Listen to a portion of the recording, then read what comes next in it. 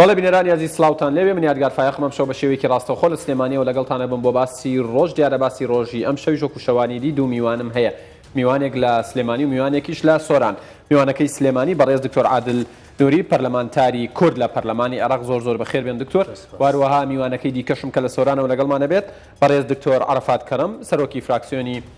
پارتی دیموکراتی کوردستان لە پەرلەمانی عێراق ئەوش لە سۆرانەوە لەگەڵمانە بێت دیارە مەبەستمە لەگەڵ جەنابی دکتۆر عەرەفات کەرەم لەبەرەوەی لێرە نییە لە ئەوە دەست پێەکەین با گوێمان لە ڕاوبۆچوونی ئەو بێت دکتۆر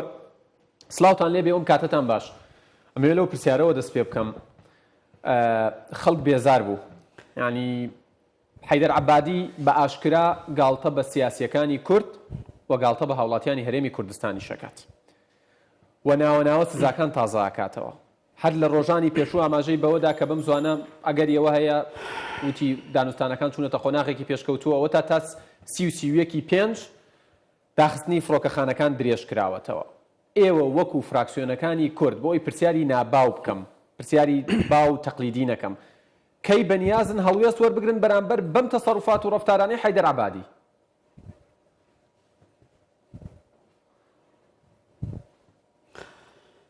زۆر سپاس کاک ئەدگار سڵاو بوو کاک عادڵژی و سڵاو بوو بینەرێن کوردستان 24 بەرێ مافی خەڵکی کوردستانی پرسیارە بکەتن بەڕاستی ینی ئەم ڕاستی و یعنی بکەوتە هەلوێستێکی گەلێکی ناخۆش لە بەغدا وەختی کە ئەم دەبینن ئەف هەمی بڕیارێت گەلێک نەخۆش و سەخت دژی هەرێمە کوردستانی تێنەدان و ئەمش بێدەنگی هەتانێکە شەڕێمە دەگەل بودجە بوو کە بەڕاستی هەتانێکە بودجە تێنە پاریا تازە ئەف بڕیارە و عەبادی دای دژی هەرێمە کوردستانی ئەفژی بریتیە سزادانە خەڵکی کوردستانی کە بڕاستی پێویستە یعنی مە هەلوێست هەبێتن و ئەشێن بێژم ئەو هەلوێستەنەژی لە چەند ئۆپشنەکە پێک بێتن یەکەم ئۆپشن ئەوە کە بڕاستی سەرکردایەتیە کوردستانی بڕیارێ بدەتن ئەم چی دیکە لە پرۆسە سیاسیدا نەبین بگرە لەسەر و کۆمار حتا کودگەیتە هەر فەرمانبەرێکی کە خەڵکی کوردستانی بێتن لە بەغدا دەوامێ بکەتن بڕاستی لێ عەمەلیە سیاسی ئەم وێ پرۆسە سیاسی بێنە دەرێت چونکە یعنی تازە خەڵکی کوردستانی پرسیار کردن باشە هەتا کەنگی هەنگ دڵ بەغدا بن ئەوە یەک ئۆپشنا دوێ ئەوە ئەم بایکوتە هەڵبژاردنی عێراقی بکەین بەس مە بڕاستی کێشەهەرە مەزن ئەوەیە ئایا هەمە لایەنێن سیاسیەن کورد ڕازینە سەروان ئۆپشنێکم بەحەس کرە چونکە جێ شەرمەزاریە مرۆڤ بەغدا بێتن و لە پەرلەمانە بێت ئەف هەمە ینی بڕیارێت زاڵم و نەخۆش دژی هەرێمە کوردستانی تێنەدان و ئەوڕکە ئەم بچین لە بەغدا بنێشین ئەوە بڕاستی زۆر بۆمە نەخۆشە و ئەمەنێت ئەم شەرمەزاری خەڵکی خوبین ئەم داخواست دەکەن ینی بڕێکە کوردستان 24 ئەف پەیامە مناهی بۆ سەر و کومار کە زیاترین وەخت بێتە سەرخەت بەیانەمەکی دەربکەت هەلوێستە کەبی بەرامبەر وان بڕیارێت هەندە سەخت دژی هەرێمە کوردستانی کە ئەمزانی سزادانی خەڵکی کوردستانەیە و سەرکردایەتیە کورد زیاترین وەخت کۆبوونەوەکی بکەتن و ئەس باوەرم ئەم هەر 5 فراکسیۆن هەتانوکە هەلوێستێمە ئێک بووە لەسەر بودجە و ئەس باوەرم هەمە فراکسیۆن یەک هەلوێستە ئەگەر سبە ئەم بڕیارە بدەین لە پرۆسە سیاسی بێنە دەرێ و بایکۆتە هەڵبژاردنا بکەین چونکی بڕاستی خەڵکی کوردستانی تەحمل نەما یعنی بەرخاترە چەند دەنگە کە عەبادی بخۆ بشێتن مسوگەر بکەتن ئەوڕووکە ئەف قەپاتکردنا فڕۆکەخانی کوردستانی حتا کو پشتی هەڵبژاردنە درێژ کردە کە ئەوە پەیامەکە ڕوون و ئاشکرایە کە دژاتیە خەڵکی کوردستانەیە هەتاکو خەڵکی کوردستانی هەم بدە دژی حکوومەتێ هەتاکو هەڵبژاردنە بەشدارە بن هەتاکو سێت هەرێمە کوردستانی کێن ببن بەس تشتێکی جێ دڵخۆشیەیە دێمەوەلات و پرسیارت لەسەرەکەم لەسەر کشانەوە لە پرۆسەی سیاسی لەسەر بایکۆتکردنی هەڵبژاردن لەسەرەوەی گاڵتە بە هاوڵاتیان و بە بەرپرسان و بە حکوومەتی هەرێمی کوردستانی شەکرێت سوپاس دەکەم با گوێمان لە ڕای دکتۆر عادل نووریش بێت دکتۆر سڵاوت لێبێت دوای ڕفراندۆم زۆر باش بیرمە هەر لە باسی ڕۆژ وتت یەکێ لە کارتی فشارە بەهێزەکانی کورد کشانەوەیە و کشانەوەی سەر و کۆمارە و لێکەڵۆشانی تەواوی نەکانە لە تۆڕە کۆمەڵایەتیەکان هەندێک بە جددی و هەندێک بەلاقرتێ وەریان گرت ڕەخنەشت زۆر لێگیرە ئەو تا دکتۆر عەرەفات کەرەم کە سەرۆکی فراکسیۆنی پارتی دیموکراتی کوردستانە ئەڵێت با بایکۆتی هەڵبژاردن بکەین با بکشینەوە لە پرۆسەی سیاسی چونکە ئەم عێراقا جێی کوردیتیانە ماوە و نابێتەوە دیسانەوە و پرسیارەکەم چی بکەین بەناوی خواست سپاس بۆ جەناب سڵاو لە تەواوی بینەرانی خۆشەویست سڵاو لە برای بەڕێز کە دکتۆر عەرەفات من حەز ناکەم قسەی تەقلیدی بکەمەوە مشکلی من ئەوەیە میشە شتانێک کەڵێم لەو کاتە باو نییە لە بەرە خڵی تێناگا کێشەی من خەڵ تێنەگا من نوێنەری خەڵکم بۆیە نوێنەرم بۆیە خەڵدەنگیدا بچمە ئەو شوێنە حتمما ئەو شوێنەکە شوێنی تریشت لێەوە دیارەوەکو چۆن وایە بچی سەر تەپۆڵکەی لوتکەی شاخێ وێنە گەورەکە ئەبینی بە هەر چواردە و تا کاتێ من تۆ منت خستۆتە شوێنێکی بەرزایی شوێنەکانی ئەم چواردۆر بە چاکی ئەبینم بۆ تۆ وەسفەکەم بەڵام کابرا لە چاڵێکە لە دۆڵێکە لە شوێکە ئەوەی من ئەیبین نایبینی ئەڵێ کاکە کوواخۆ من هیچ نابینم هەوە خەتای چاوەکانی من نییە خەتای شوێنەکەی ئەوە و حەق وایە ئەسڵ وایە نوێنەران خەڵکی کوردستان باوەڕی بە نوێنەرەکانی هەبێ بەڵام بەداخەوە هەندێک لە نوێنەرەکان وا گەندەڵ و وا جاش و وا خۆفرۆش و وا چاواشەکار و بوودەڵە بوون وان لێ هاتووە کە بە تەواوی نوێنەرەکانیش ئەو پرشتیان بەرکە زۆر بەداخەوە قسەمان زۆر لەم بابەتەوە کردووە من نامێم قسەی تەقلیدی بکەم کورد چی ئەوێ جارێ ئایا ئێمە لێ ڕێکەوتون کە چیمان ئەوێ نەخێر چی باشە بەلای ئێمە بیکەین لە بەغا ئەوەی بەلای ئەم حیزبەوە باشە 4 تەنکەرە نەوتە بەشدار بێتایە ئەوەی بەلای حیزبێکی ترۆ ئەوەیە ئەویش چاوپۆشی بکرێت لە هەنێ باج و خەڕاج و داهات ئەوە باشە بەلای ئەوە ئەمە وای کردو هەرێکی قسەیەکە کا لەوێ پەرلەمانتارەکانیش یعنی لە ژێر هەیمەنەی حیزبی دەرنەچوون تا بە فعلی نوێنەری خەڵک بن ئەگەر حیزبەکان بەهاتایان پرۆژەیەکی باشیان بە ئێمە هەر لە یەکەم جارە هاوارمان کاکەخوا هەڵ ناگرێ پرۆژەیەکی با ئەو تۆتان هەبێ کە ئێمە دیفاع و داکۆکی لە خەڵکی کوردستان بکەین کە نوێنەری خەڵکین لەوێ کێشەکانی ئێرە مەبەنە ئەوێنە دەنگەوکانی ئێرە مەبەنە ئەوێنە لە فڕۆکەخانەکان کێشەکانتان بەجێ بێڵ نەتوانە ڕەنگە چەندمانێکی بیدایەتیانی بەس دوایی ئەوە هاتە بەغاو ئێمەی بێ لە دوای ڕیفراندۆم و لە دوای 16 ئۆکتۆبەر هەموو دنیا بەبێ جیاوازی دژی کوردوەستا پارتە سیاسی کوردستانەکان خەبەریان نەبووە کۆبوونەوەیەک بکەن تۆ ێستا بە تەمای بەرامبەر حیدەر عەبادی و عێراق ئەوەی لەسەر شانی منە ئەوەیە من بۆ جەماوەرەکەم شت بڵێم حیزبەکان نابیسن کەیفی خۆیانە من ئەڵێم بەغدا ئەوە نەشپەرزە حیدەر عەبادی ئەوە نەشپەرزە تەواوی سەرۆک فراکسیۆنەکان و حیزبەکان ئەوە نەشپەرزن ئێمە ئەتوانین لە خاڵەڵاوەزەکانی ئەوان زۆر سوود وەرگرین یەک پەرلەمانتاریش ئەتوانی شت کاکە مامەسیاری یەک پەرلەمانتاریش نەک فراکسیۆنێک من گلەیم هەیەیانی باشە حیزبەکان وان ئەندام پەرلەمانەکان ئێوە بۆ هەمان یەکمان نەگر لەسەر چەند جارێک کەڵێکی جوانمان هەبوو ئێستاشی پێ بڵێ بۆی بوجە نەزەر و کێوانی کۆمەڵێ مەلەف هێناوە جاری پێشووی کۆمەڵێ مەلەف بۆ تۆ هێنا ئەمە هەمووی دۆسیە لەسەر عەبادی و لەسەر فڕۆکەخانی بەغا و لەسەر وەزارەتی گواستنەوە کاتێ من ئەم مەلەفانم کەشف کرد و پاریش کۆمەڵێ مەلەفیتن تا ئاسی وەزیر لێرە هاتە سەرخەت تا ئاسی پەرلەمانتارانی کورد کە ئەبوو پشتیوانی منیان کردا بوون بە محامێ بەلاشی وەزیری نەقل کە فاشلترین وەزیرە لە تاریخی عێراقا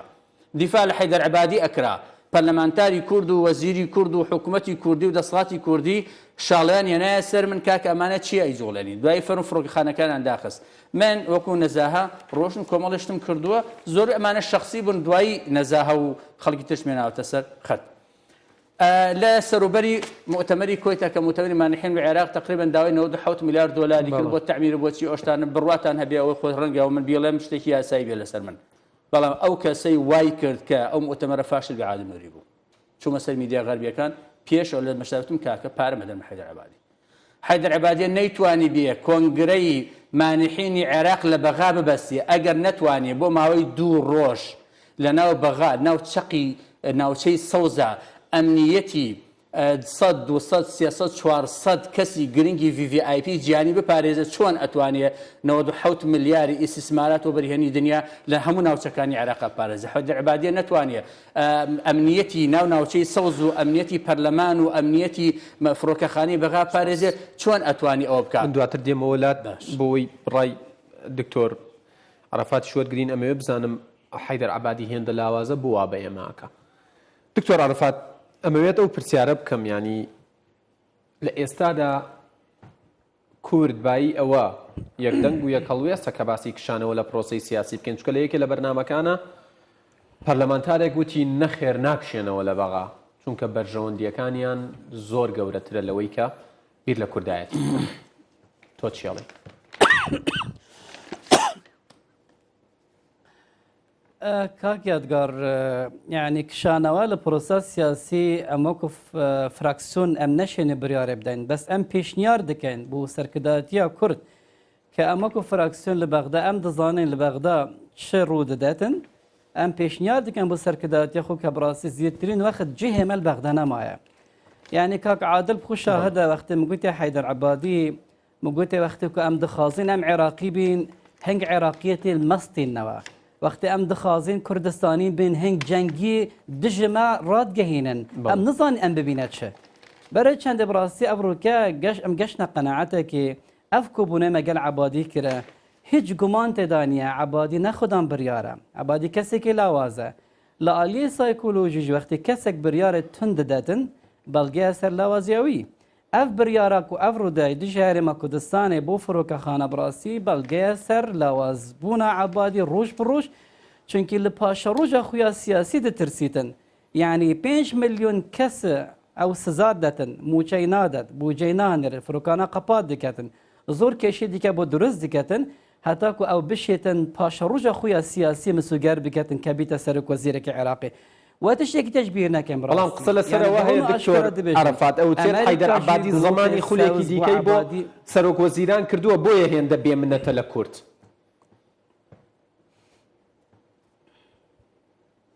نەخێرە پێچاوانەوە عەبادی ترسید لە پاشە ڕۆژە خۆ بەر هەندێ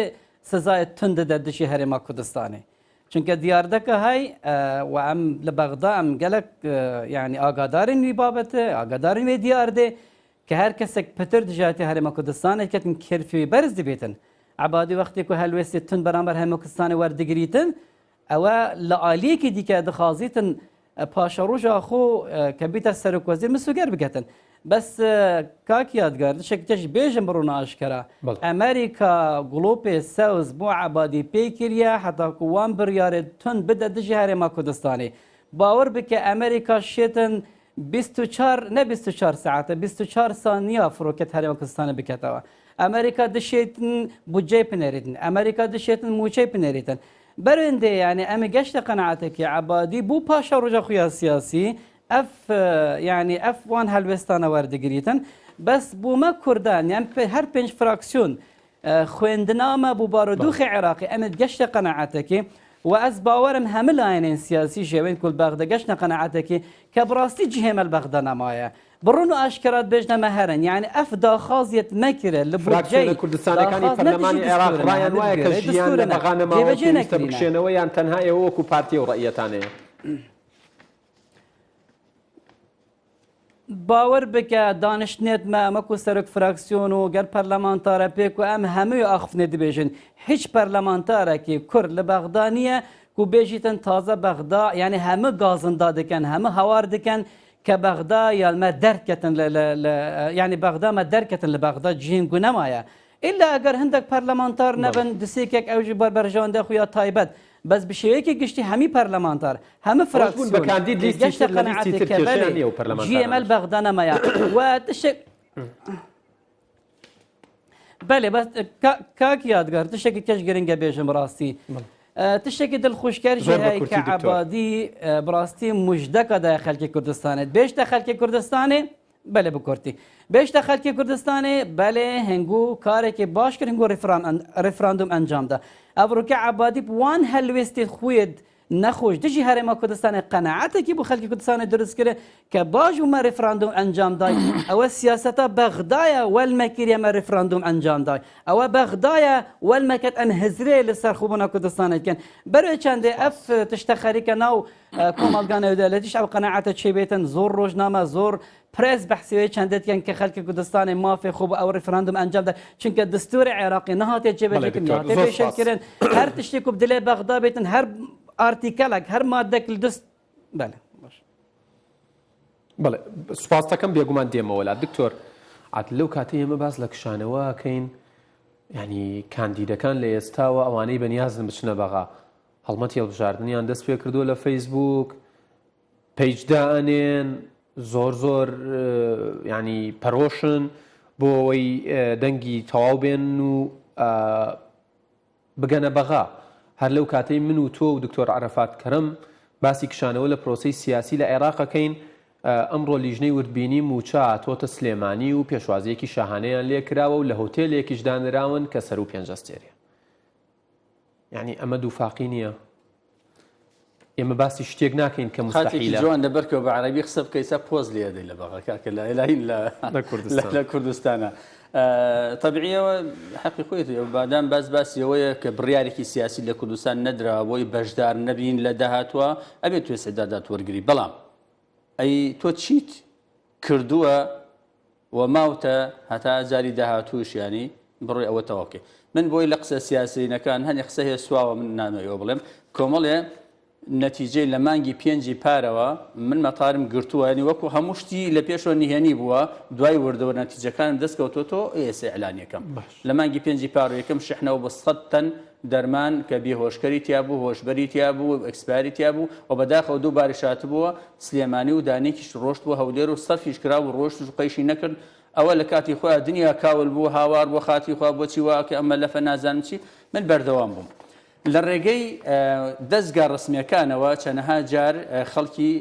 مفتشینمان پیشنەرەکەمان ناردوتە ناو بەغا بۆی بزانی ئەم بەغا کە حەیدەر عەبادی فشار لەسەر ئێمە دروستەکە فڕۆکەخانەکانی ئێمە من ناڵێم خەلەل نیە لێرە خەلەل هەیە و یەکەم کەسیش من باسم کرد لە 30 2014 کە 4 مانگ بوو من دەست بەکار بووم لە پەرلەمانتاریمە یەکەم کەس دۆسیەی چەکەکانی هەڵدایەوە چلتەن چەکەکە بۆ داعش لە فڕۆکەخانەکان ڕۆژ و من بووم. محاولی اختیاریشکەم لە ناو سلێمانیا کوڕەکەشم بریندار بوو چوە خەسخانی شۆڕش ئەوە یەکەم جار لە میدیەکان باسی بکەم بۆ بەداخەوە ئێستش دۆستیەکە لە دادگاکانی سلێمان دێت و ئەڕوا 6 ڕۆژ نەفەرەکان تەوقیف بوون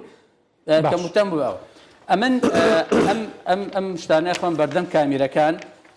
پێش ئەمەشتانی کامێراکەی بدەیت هاوڕێیان پرسم لە عەبادی مەتاری دەسەڵاتی بەسەر مەتار و فڕۆکەخانەی نەجەفا هەیە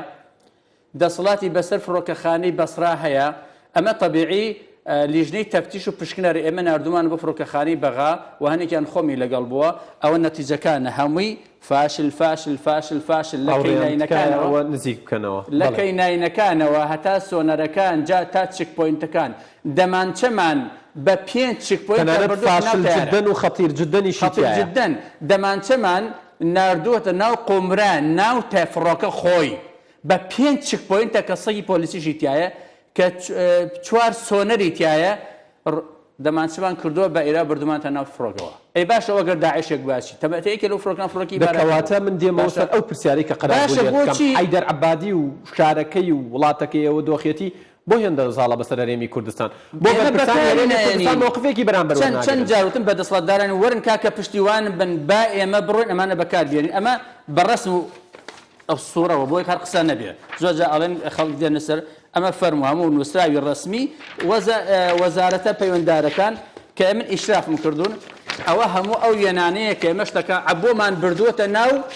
باشە ئەوە فەرم بەڕسم سۆنەرەکان کەشفیان نەکردووە لە جامعە توانین دواتر بۆ کوردستان 24 توانم وێنەتان بەمێ باشە ئەمە من وتووە بە عەبادی ئەگەر فشارەکانی سەر کوردستان تخفيف أكيد باشا أجينا والله وقت شون يا رسولتان دي إمش أو بس بوسوتين وأكم فروك جهاني كان خطوط جهاني كان لما طاري بغانا نشنوا باشا بنجاو دو كنو كلبر لسياجي مطاري بغاها كاك يا ديال فما مسا يعني أوش خط الزاني ناوتشي أبو غريب وباخر كان وتشي كان دو جار تقل فروكي وأجنبي كراو بياني كراو لنا مطاري بغا يعني دراوە بە شەریکەیەکی ئەمنی بە 23 ملیۆن دۆلار ئەوە هەموو نەتیجەی اختیبارەکانە هەمووی فاشلە هەمووی فێرجەیدە ئێمە نەمانتوانیوە کورد نەیتوانیوە ئیسفادە لەو نقطە زۆرانی عەبادی وەرگرێت. بەڵێ سوپاس دەکەم دکتۆر عەرەفات جەنابتان بێگومان لەگەڵ جەنابی دکتۆر عادل نووریشە کەسانێکن کە شارەزای دینیشن من ئێستا پێتەڵێم بۆم پرسیارە ئەکەم یعنی فڕۆکەخانەکانی سلێمانی و هەولێر کراونەتەوە بەڕووی ئەمرەکارانە پرسیارەکە ئەوەیە ئەوە شەمێ لە شوێنە بوون الحەمدولله بەڵێ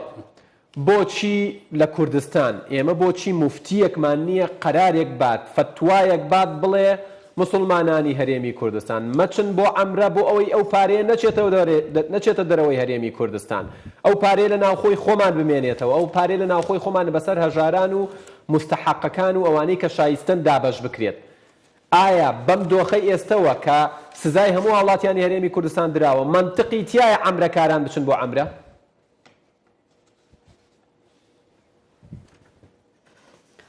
والله خوشحالم کاگیاد گرتل من سیاست بدره بچه بواره من تایبت پیش کوب ما پارلمانتار گلک خوشحالم چونکه سیاست چه خوش منه هلم باش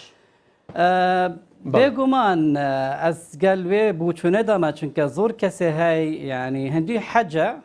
حەج واجبە ژیانە خودە جارێکی بکەی عمرەژی جارێکی بکەی درستە ئەمە وێ قەیرانەکە کوردستان تێدا ئەوروکە پێشمەرگەنە خەلکێکی هەژارمە هەی قەیرانەکە سەختە ڕۆژانە ئەم ئاگادارین کە خەلکێکی هەی گەلک وەزعیوانی خراپە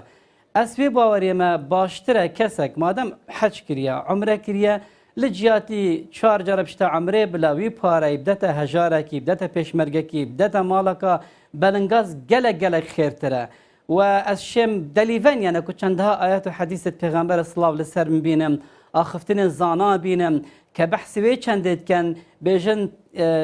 زکێکی برسیت تێر بکەی باشترە دەبچە عەمرێکی بکەی چونکە هەندی زکێ برسیەتە دێ کەیف خوش بکەی لەمە وازەتر شتەکە نابێت ئەس داخواز دەکەم بڕاستی بلا ئەف فتوە دەربچیتن دێ باشە دێ باش نەنە بەبەستمەوەی فەرمو قسەکانت تەواکە وتم ینی ئەوەی کە حەدیسەکەشت وەکو بەڵگە بۆ قسەکانت تێنایەوە ئێستا زۆر ڕوونە کە ئەکرێ ئەو پارەی لەناو کوردستان بمێنێتەوە فەرمو قسەکانت تەواوکە دکتۆر بەێ مەبەستا من ئەوە لوی بارودۆخێ ئەم تێدا جی نەخاسمە ژیانە پێشمەرگە و دایکە شەهیدا ئەمە گادارین کە بارودۆخ خەلکەنی نەخۆشە ینی گەلێکی سەختە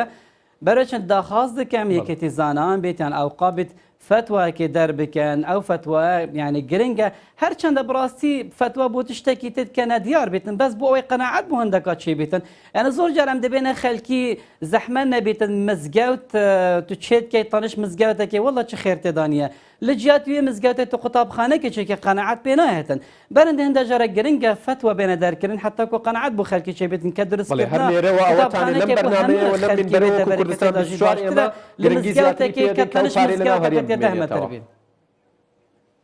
زۆر سپاس دکتۆر زۆر سپاس دەکەم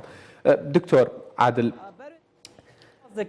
یەک دەقەم ماوە بۆ هەردووکتان یعنی لە ئێستاە چۆن پێویستە حکوومەت هێرێمی کوردستان کاگنێکی رەوان بارزانی کاقوبات تاڵەبانی لەگەڵ هاوڵاتیانی هەرێمی کوردستان ڕاستگۆ بن تیان بگەێنن چی ئەگوزارێت و تیان بگەێنن لە ئێستاە ئەبێت چی بکرێت و لەگەڵ پارتە سیاسیەکان و لەگەڵ ئێوە و فراکسیۆنە کوردستانەکان دابنیشن بۆ ئەوەی ژوورێکی عملیات دروست بکرێت چونکە لەمە زیاتر کورد تەسەور ناکەم ینی سوکایەتی تحمل بکات و هەڵ بگرێت جوان جوان نەجەنەبتە بە ئەوان وەڵام دەنەوە ئەمە یەک من ئەڵێم بەدەستان نایشیکەن من زۆر بێ ئومێد ملیان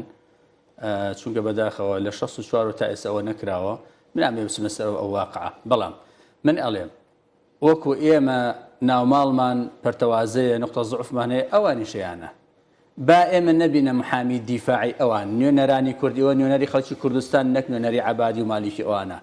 ئەوەنە بۆ نمونە ئەم مەلەفانی کە من لە خزمەت جەنابتا لەسەر هەمویان هەمە مەلەفم لەسەر مالیکی کورد بۆ نای ئیسفادە لێ بکەیت لەسەر حەیدەر عەبادی یەکەم وەزیرە لە ساڵی 2003 5 ملیۆن دۆلاری ئەوە کردووە اختلاس کردووە لەسەر مقتدا سەدر هەتە لەسەر عەمار حەکیم هەتە لە بەغای قۆڕ کردووە بۆ خۆی هەموو مەلەفەکانی هەیە لێ ئەو کەسانی کە ئاودەمی تۆن بەرامبەری تۆن دنیایە پۆخڵەوات و پیسی و بۆ گەنیانەیە بۆ نای بەکاری بێنی لەبەرە ئێمە بە پاڕانەوە ئیشمان ناڕوە مەلەفی زۆرمان هەیە ئەتوانین بەکاری بێنین ئەگەر تۆ ئەوانە بەکار دێنی باش ئەگەر نایکی کاکە توخوا خۆڵ مەکەنە چاوی خەڵک عەبادی بەم حاڵەیەوە هیچ بۆ هەرێمی کوردستان ناکە زۆر سپاس دکتۆر عەرەفات کەرەم کاتی پرسیارم نەماوە دوا پەیام و ئەخیر پەیامی جەنابەت لەم بەرنامەیە بۆ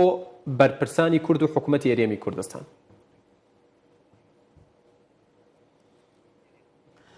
وڵاز داخواز دەکەم سەر و کۆمار بپەلە بزبرێتە کوردستانê کۆبوونا گەل هەمە پارتین سیاسیین کوردستانی بکەن بۆ ئەوەی هەلوێستێکی یەکگرت و مەهەبیت بەرامبەر بەغدا و ڕۆژێک بێتە دەستنیشانکردن هەموو خەلکی کوردستانی خۆپێشاندنەکە سەرتاسەری بکات دژی وێ سیاسەتە بەغدا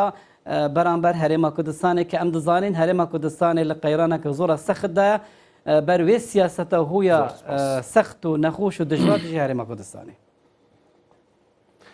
سەرۆکۆمەر دوایەوە کەوتەوە خۆشی تەواوە بێتەوە ئینشاڵڵا. ئینشاءالله. بەڵێ دکتۆر عرفاتکەرم سەرۆکی فراکسیۆنی پارتی دیموکراتی کوردستان لە پەرلەمانی عێراق کە لە سۆرانەوە لەگەڵمان بووی